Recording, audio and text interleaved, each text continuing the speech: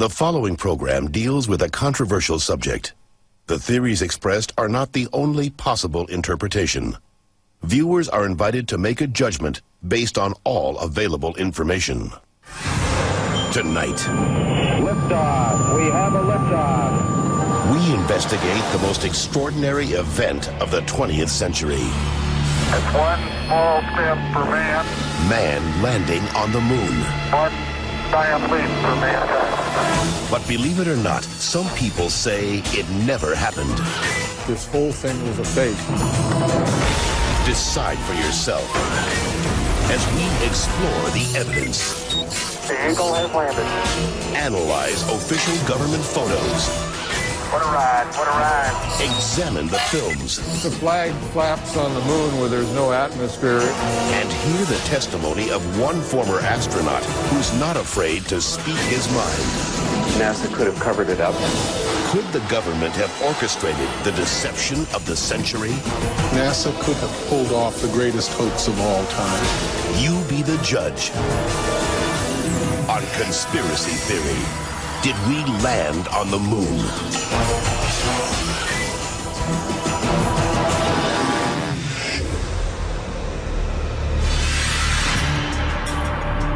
On July 16th, 1969, America held its breath.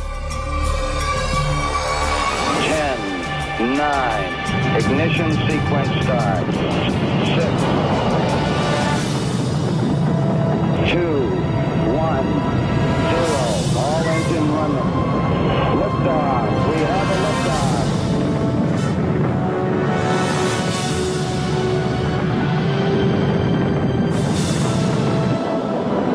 Apollo 11 blasted into space, beginning its 250,000-mile journey to the moon. During their 8-day voyage, the Apollo 11 astronauts saw spectacular views of the Earth, floated in a weightless environment, and supposedly went where no man had gone before. Guys looking good, down a half. Lights on, picking up some dust. 4 forward, drift into the right a little. Contact light. Okay, engine stop. We copy you down, Eagle. Houston, Tranquility Base here. The Eagle has landed. But did it? Did they really land on the moon? Most of us think so. Millions of people watched on television as the lunar lander touched down, and these unforgettable words were spoken. It's one small step for man, one giant leap for mankind. But even today, there are those who claim that believing in man's one small step requires one giant leap of faith.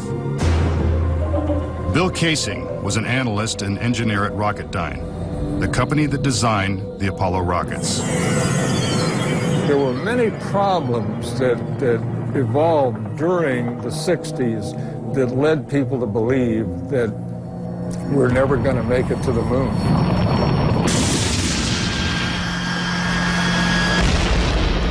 Three decades ago, when the world watched Apollo's lunar landings, Bill Casing was watching too.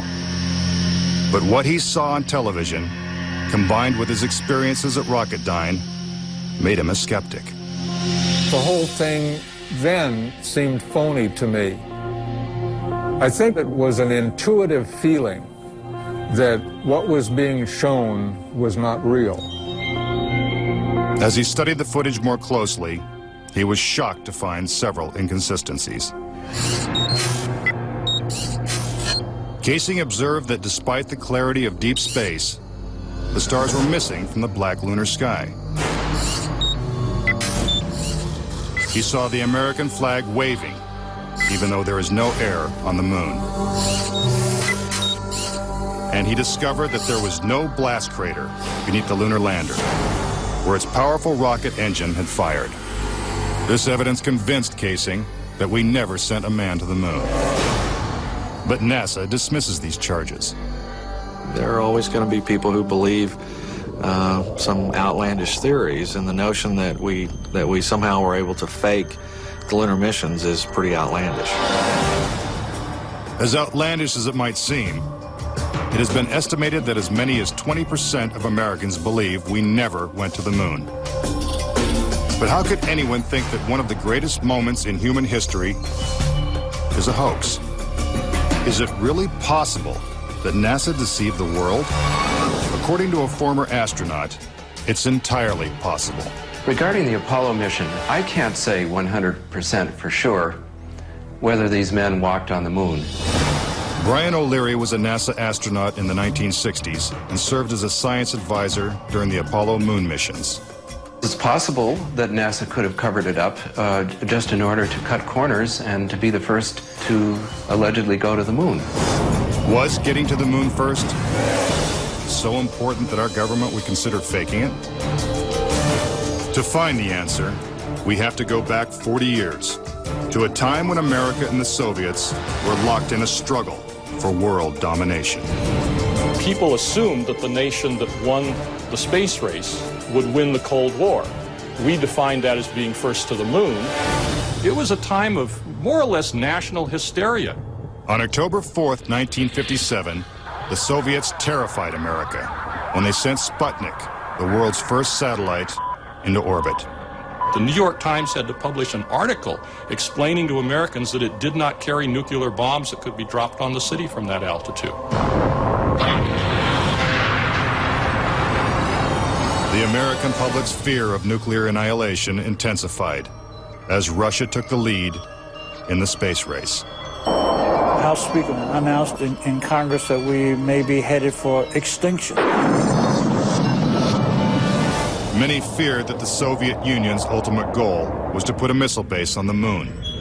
Meanwhile, America's space program was having difficulty even getting off the ground. The chances of getting to the moon and returning safely to Earth were something like 0.0017%. In other words, virtually an impossibility.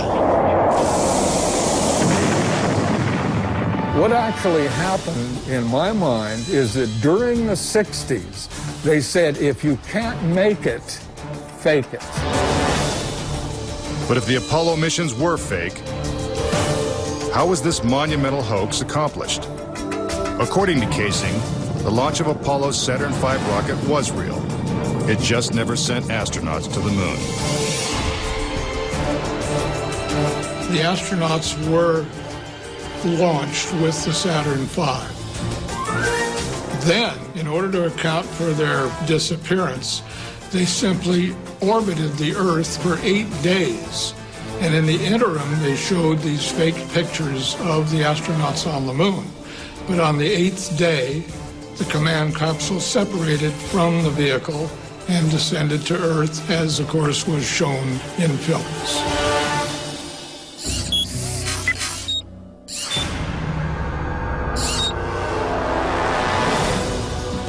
This theory inspired the 1978 movie Capricorn 1, in which the government attempts to fool the world by faking a mission to Mars. We do not claim this planet in the name of America. We claim it in the name of all the people of the planet Earth. The Apollo footage is strikingly similar to the scenes in Capricorn 1. Producer Paul Lazarus suggests that the film's plotline could be more fact than fiction. I believe, had they wanted to, that NASA could indeed have pulled off the greatest hoax of all time, never sent anyone to the moon, and recreated it in a television studio. And I believe it could have been done at that time. The technology was in place. The footing is solid. The surface seems powdery. Surface is fine and powdery. I can pick it up loosely with my toe. What we put up on the screen was our own simulated version of whatever we could do within a $4.8 million budget. But with NASA's $40 billion budget, Casing believes they had the resources to pull off a hoax if they couldn't make it to the moon. The reason I believe that NASA and the government faked the moon landing was basically it was technically impossible to do it. And they simply had to come up with some sort of alternative that they felt the public would believe. Casing theorizes that the lunar landings were actually filmed in Nevada's high desert, at the top secret military base known as Area 51. Area 51 is one of the most heavily guarded facilities in the United States. If you went in and tried to get some information, you could be shot and killed without any warning. Russian spy satellite photos of Area 51 reveal not only a series of hangars that resemble movie sound stages, but also barren moon-like areas which coincidentally are covered with craters. Compare this photo of a lunar crater allegedly taken from the moon's orbit by Apollo 10 with this satellite photo of a crater at Area 51. Even astronauts acknowledge the similarity of the terrain. It has a stark beauty all its own. It's like much of the high desert of the United States. Could billions of people really have been fooled into thinking the Nevada desert was the moon? Casing believes it's possible, and maybe the real reason Area 51 is so heavily guarded.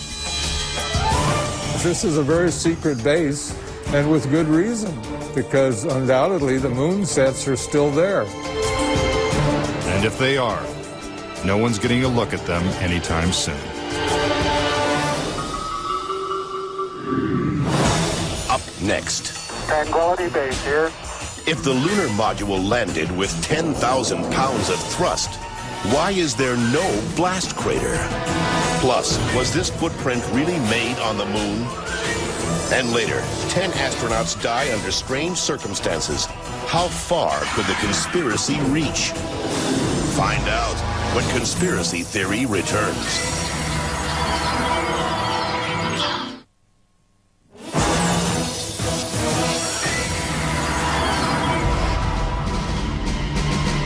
We've all been led to believe that on July 20th, 1969, the Lunar Excursion Module, also known as the LEM, carried American astronauts to the surface of the moon. But could it have simply been a prop lowered by wires onto a movie set? Bill Casing says that this may explain the absence of engine noise in the official NASA footage.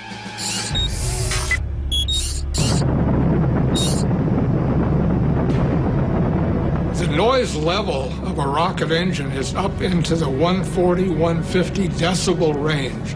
In other words, enormously loud. How would it be possible to hear astronauts' voices against the background of a running rocket engine? Picking up some dust. 30 feet, 2.5 down. Straight shadow. 4 forward, drift into the right a little. Contact light. Okay, engine stop. Is this evidence that the footage is actually fake? A sequence shot in a controlled environment here on Earth? Just months before this historic landing, a prototype LEM was flight tested at Ellington Air Force Base. While NASA cameras record the test flight, Neil Armstrong struggles to control the unwieldy craft. Then, at approximately 300 feet, the lander flies wildly out of control. At the last second, Armstrong ejects.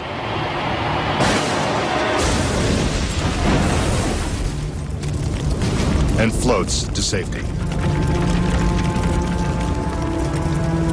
If the lander was so unstable and difficult to fly in the controlled environment of Earth, then how could the LEM land 6 times flawlessly in the alien environment of the moon? The LEM had a single engine mounted dead center, and then they had little push jets, thruster jets, a couple of them up on top. This was supposed to control their attitude as they came down. Well, I'll tell you a secret. The instant you moved your tail in that cabin an inch, you would change the load pattern, it would begin to tilt, and it would start that thing spinning.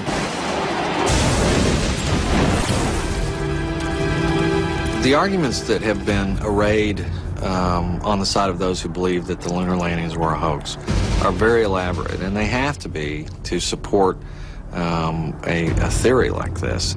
In the end, there's one set of evidence that is irrefutable, and that is that there are footprints, boot prints, still on the lunar surface. But conspiracy theorists say that the footprints themselves are suspicious. The surface appears to be very fine-grained as you get close to it. It's almost like a powder. To have a powerful rocket engine blast the surface of the moon, blasting away all of the dust, and then find footprints surrounding the lunar lander, that to me would be an impossibility. Photo after photo reveals that the lunar surface surrounding the LEM is covered with footprints. But Casing says there's something even more difficult to explain.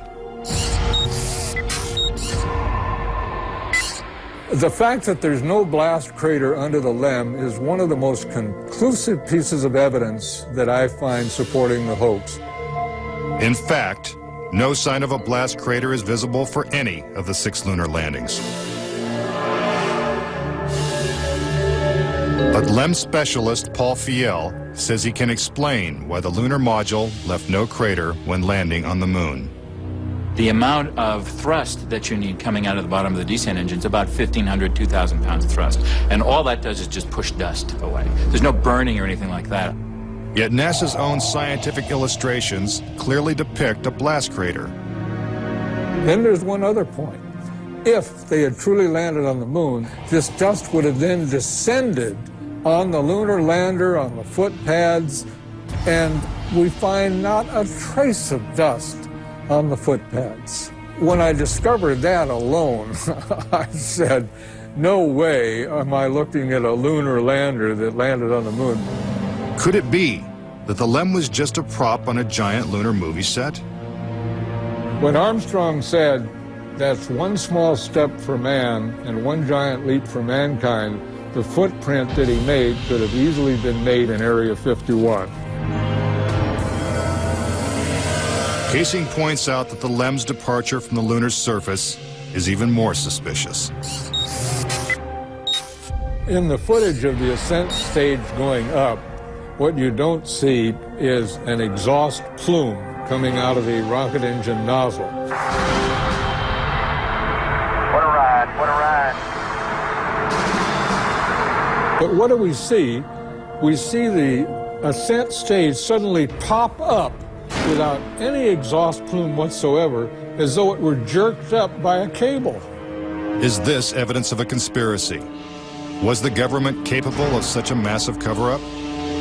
To propose that this was all faked and a hoax, they have to say that every piece of evidence, that every physical, scientific test that one could offer to support the reality of the lunar landings, they have to say that all of those are fake. I would say that my conviction that Apollo was a fake was really not according to one specific piece of evidence, but it was cumulative. This whole thing was a fake.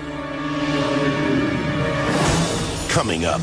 We're getting a picture on the TV. If there's no air on the moon, why is this American flag waving? Plus, could these official NASA photos have been doctored? All of the photographs were faked. And later, is it possible for humans to have survived the deadly radiation in deep space? When conspiracy theory continues.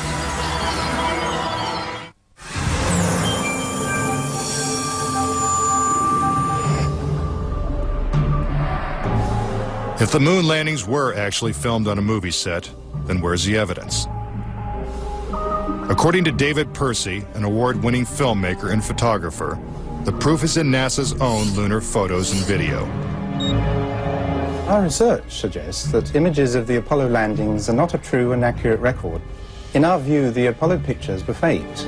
Many of the images are replete with inconsistencies and anomalies. In fact, Percy claims that when examined, these images suggest that man never went to the moon at all. This famous scene of man taking his first steps on the lunar surface is one of the most recognizable in history. But why are such important images so grainy and hard to see? And we're getting a picture on the TV. You got a good picture, huh? NASA claims it's the result of 1960s technology. But if you go back and look at it, The Apollo 11 mission was some pretty awful video by today's standards. These were ghostly images. It just did not look very real at all. And that was a function of the transmitter at the time, the camera at the time that we had available to us to fly on Apollo 11. But investigative journalist Bart Sabrell believes that NASA intentionally made the images hard to see. NASA orchestrated the hoax in a very unique way through television. They had one picture which they completely controlled, black and white, grainy, that convinced everybody we were on the moon. We had no reason to doubt it. They had complete reins over the pictures, over the sound. I mean, sad to say, it was easier than people believe. But despite the lack of clarity, conspiracy theorists see evidence suggesting that these images were staged. It's absolutely unreal. Although it appears that the astronauts are moving in the moon's gravity, which is 1/6 that of the Earth, Percy notes that when the speed of the film is doubled, the astronauts appear to be running as if in Earth's gravity.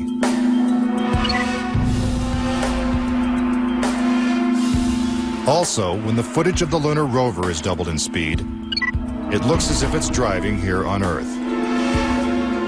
But there's another reason some believe the Apollo missions were shot on Earth.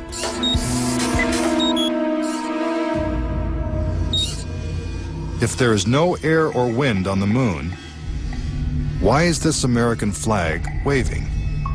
The fact that the flag flaps on the moon where there's no atmosphere means that there must have been a little blast of wind out in Area 51 where they shot this. Could these questionable images simply be the result of astronauts struggling to plant the flag into the lunar surface? Or is there more going on than meets the eye? What about the still photography? Some say the design of the bulky spacesuits would have made it extremely difficult for the astronauts to operate their chest-mounted cameras. The man who designed these cameras is Jan Lundberg. Once on the moon, on the lunar surface, in the dress, in the life support system, you couldn't see the camera. They couldn't bend their head that far down. They had no viewfinder, they had to aim by moving their body. Click, click, click. If the cameras were so difficult to manipulate, how were thousands of photos taken with crystal clarity and precise framing?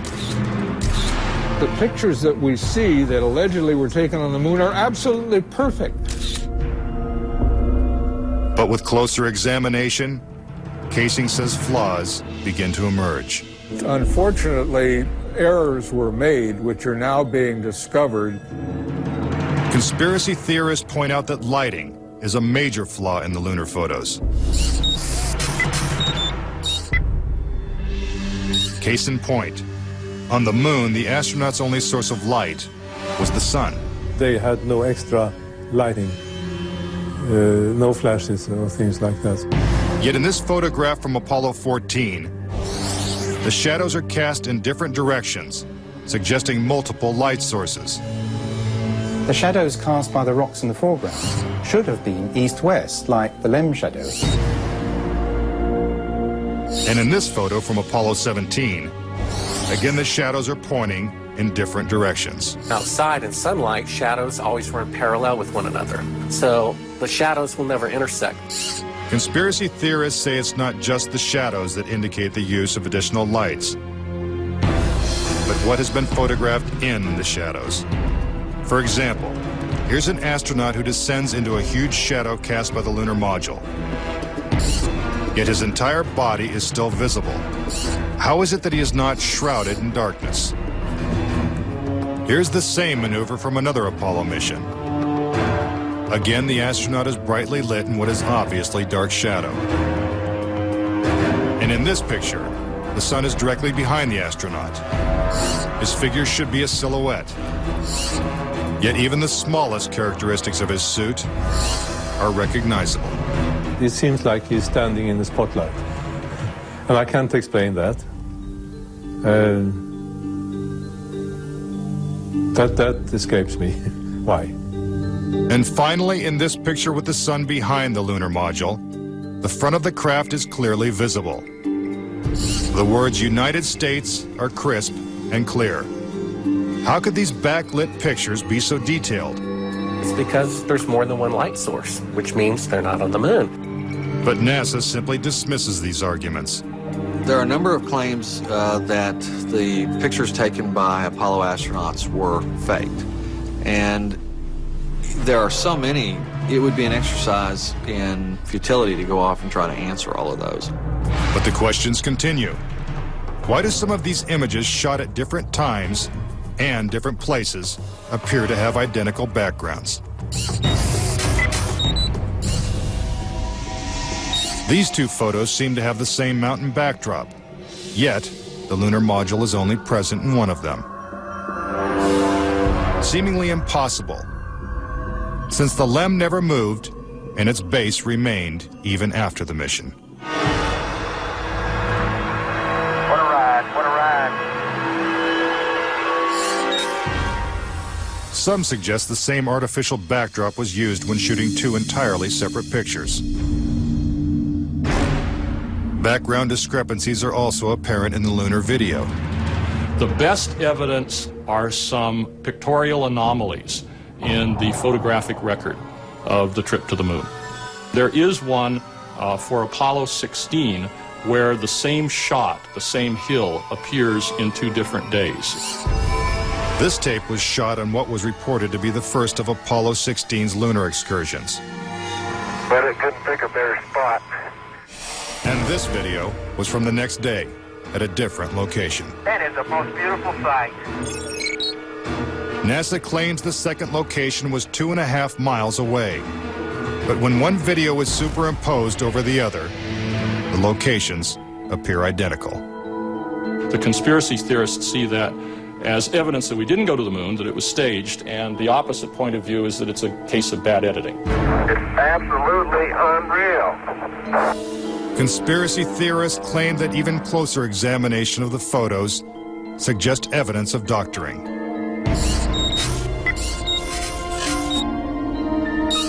For reference, crosshairs were permanently etched into the lunar cameras, so they would have to appear on top of every image. But in this photo, a crosshair is behind a part of the lunar rover. This situation is impossible and has to be the result of technical manipulation and doctoring of the image. And in this photo from Apollo 11, the equipment in the foreground is covering the crosshair, not behind it. And in another from Apollo 12, the American flag is covering one crosshair, and the astronaut is covering the other. When presented with these questionable photos and videos, NASA refutes the conspiracy theories. Some range from incredibly complicated to incredibly goofy. There are arguments that are wrong optically, they're wrong physically, they're wrong scientifically, they're wrong historically. There's a great deal of claptrap that is sort of woven in to these arguments. But despite what NASA says, conspiracy theorists still insist that Apollo was a hoax. When I looked at all the pictures and all the footage, I'm absolutely convinced, I bet my life on it, that we didn't go to the moon. I know for a fact that we didn't. Coming up next, tragedy strikes the Apollo program. The program could be stopped dead in its tracks. 3 astronauts die in a pre-launch simulation. But was it an accident? He was going to blow the whistle on the whole project. And later, could the astronauts have survived a trip into deep space? Before they got 1/2 to the moon, they would have picked up a death dose of radiation. Next, theorists say is true. How could NASA perpetrate such a widespread hoax without someone from the inside blowing the whistle? Virgil Gus Grissom was selected as one of the original 7 astronauts. A family man and a veteran of several space flights, he was a national hero and was likely to be the first man to walk on the moon. But Grissom was also an outspoken critic of the space program. and was quoted as saying, "Someone's going to get killed." Unfortunately, Grissom's worst fears were soon realized. On January 27, 1967, 2 years before the first moon landing, Grissom and his crew boarded the Apollo 1 capsule for a full-scale simulation. The problems began almost immediately. First, the capsule's communication systems failed. Copy? No, I didn't read you, Chuck, at all. I can't read you, Chuck. You want to try the phone? How do I get to learn? We can't talk between 3 buildings. I can't hear what you're saying. Suddenly, the capsule burst into flames with the astronauts sealed inside.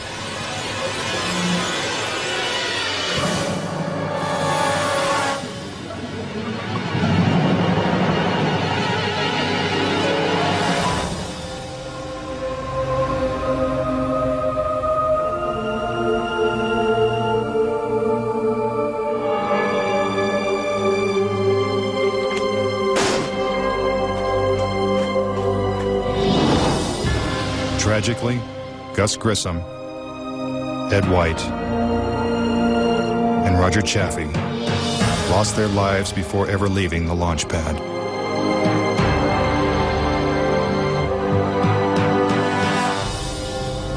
Gus Grissom's family believes the Apollo 1 fire was no accident. I think it was intentionally sabotaged by someone. It's been a question in my mind, what was found in the accident investigation and how was that handled? Was the CIA involved or whoever? But it was done intentionally.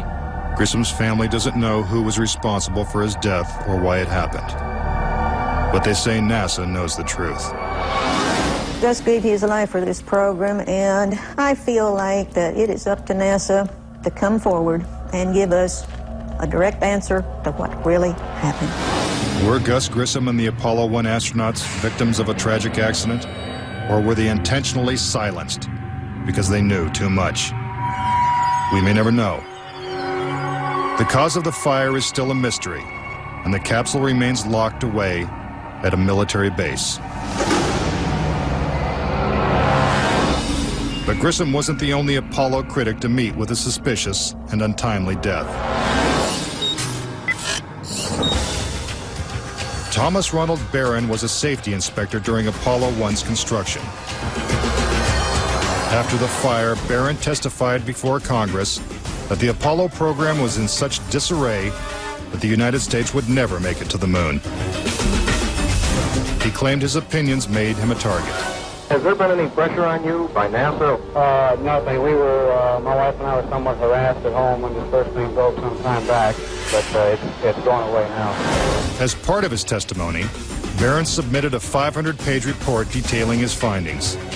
It was the real fear that the program could be stopped dead in its tracks. Then exactly 1 week after he testified, Barron's car was struck by a train. Barron, his wife, and stepdaughter were killed instantly.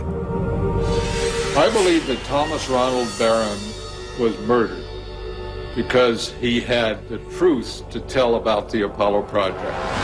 Barron's report mysteriously disappeared, and to this day, it has never been found.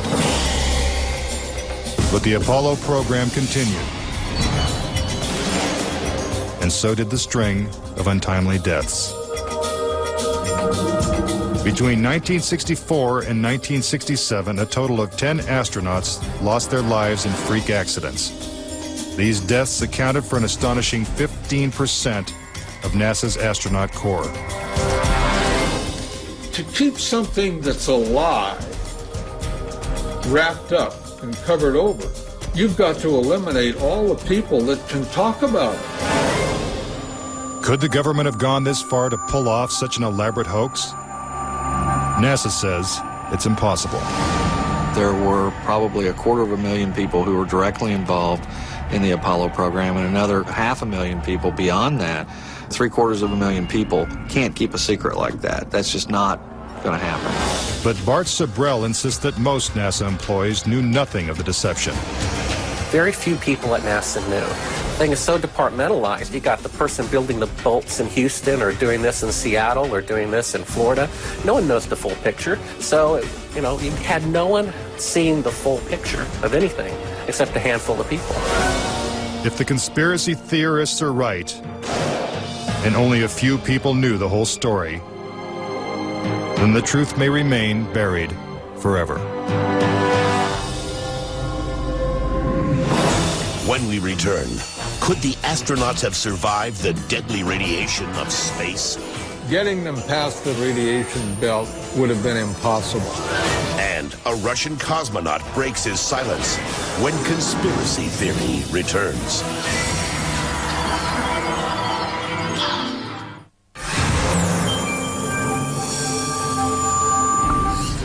Suspicious deaths, evidence of doctored photos, and flags waving in the airless vacuum of space are not the only reasons to doubt that we ever went to the moon. Some say the astronauts could never even have survived the trip. The reason why they couldn't go to the moon is because of a phenomenon that few people know about called the Van Allen radiation belts. 500 miles above the Earth, these bands of intense radiation surround our planet and are thousands of miles thick. Any human being traveling through the Van Allen belt would have been rendered either extremely ill or actually killed by the radiation within a short time thereafter. Other than the Apollo missions, no other manned space flight has attempted to pass through this deadly radiation. Every manned mission in history, Gemini, Mercury, Skylab, the Space Shuttle, has been below the radiation belt, all except going to the moon. To protect the astronauts, the capsule would have needed 6 feet of lead shielding, according to physicist Ralph Rene. Obviously, the only shielding they had was the literally paper-thin outer hull of aluminum, and their suits consisting of glass fiber, some aluminum fibers, and silicon rubber. It's very interesting concerning radiation that the astronauts were protected by a thin film of aluminum when here on Earth they put a lead shield on us when they take a dental x-ray. Some theorize that if the Van Allen belts didn't kill the astronauts, even deadlier doses of radiation deeper in space would have. Violent explosions in the sun called magnetic storms flood space with intense radioactivity. A magnetic storm will come along, and that can increase the intensity of the radiation belts by maybe 1,000 times above what it was before. According to Rene, the Apollo 16 mission coincided with one of the sun's most intense storms ever recorded. Around the rotating sun came this immense flare, the biggest one of the 20th century. It went on for 3 or 4 days, all the while it's slowly rotating around. Although the effects of radiation are horrific, ranging from hair loss to cancer to death, the solar flares had no adverse effect on the Apollo 16 crew.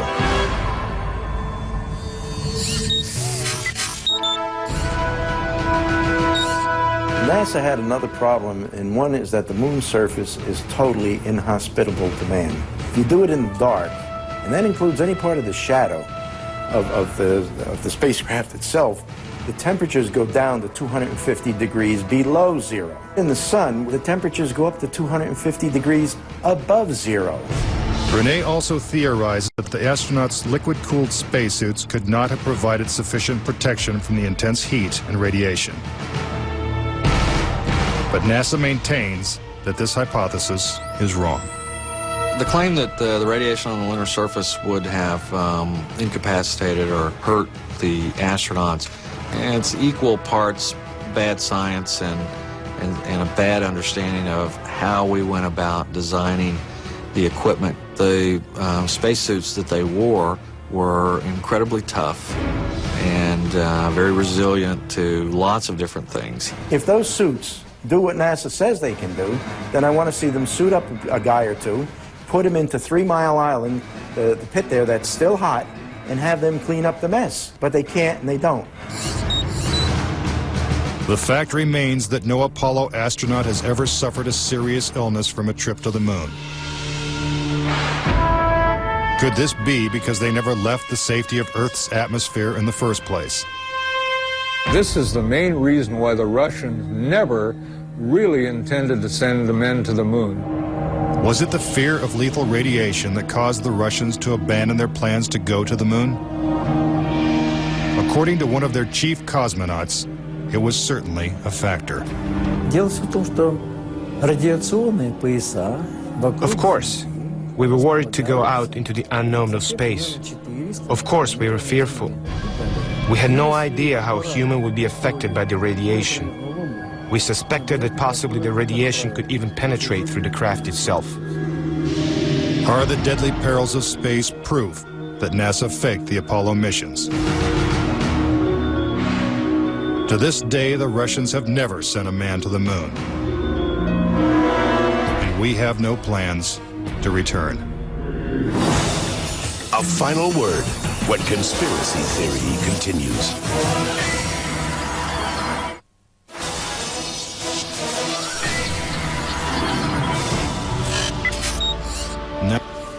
Various theories and explanations. Do you believe it's possible for our government to perpetrate such an incredible hoax?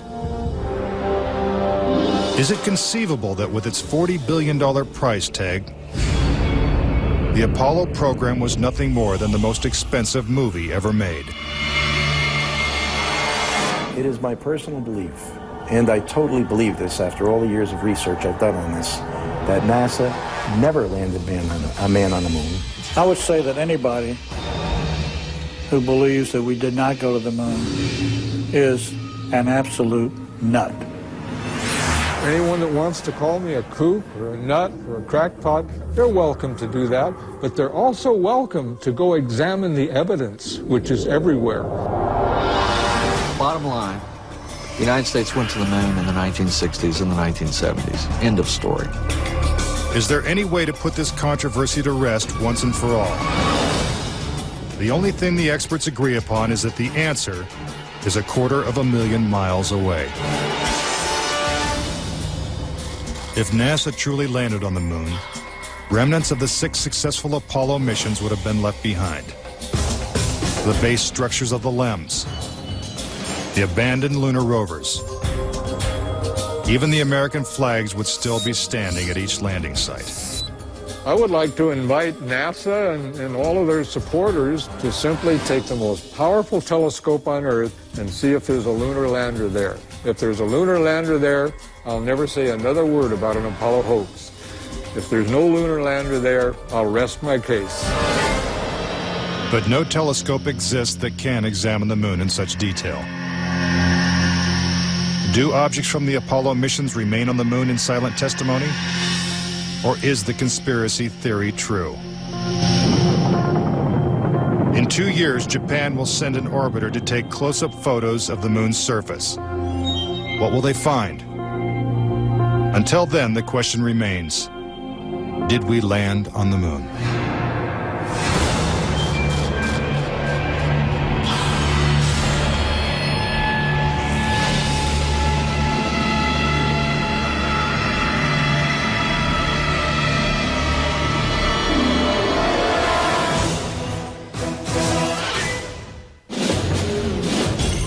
Followed by question and answers. At this time, I'd like to introduce the Apollo 11 crew, astronauts Neil Armstrong, Michael Collins, Edwin Aldrin. Neil?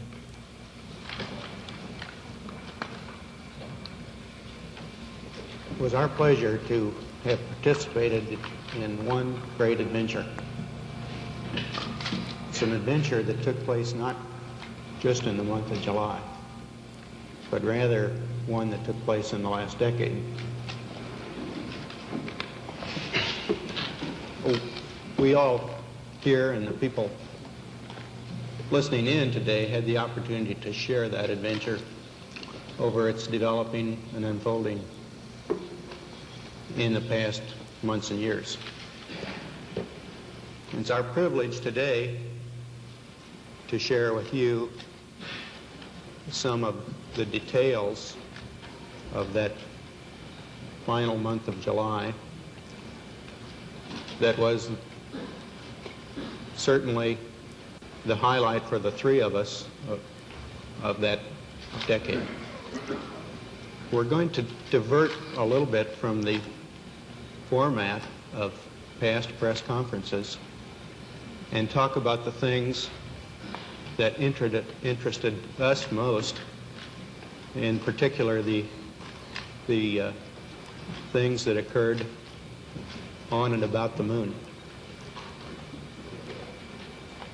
We will use a number of films and slides which most of you have already seen,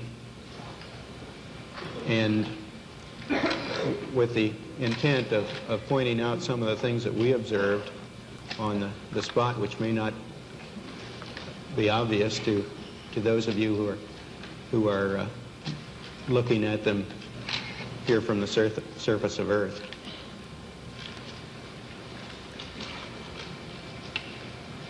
The flight, as you know, started promptly. And I think that was characteristic of all the events of the flight. The Saturn gave us one magnificent ride, both into Earth orbit and on a trajectory to the moon. Our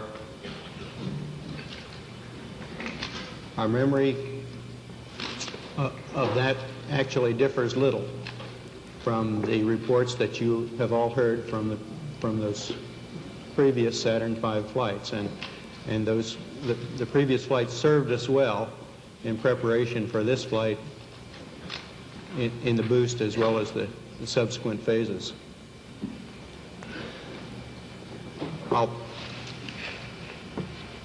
We would like to skip directly to the translunar coast phase and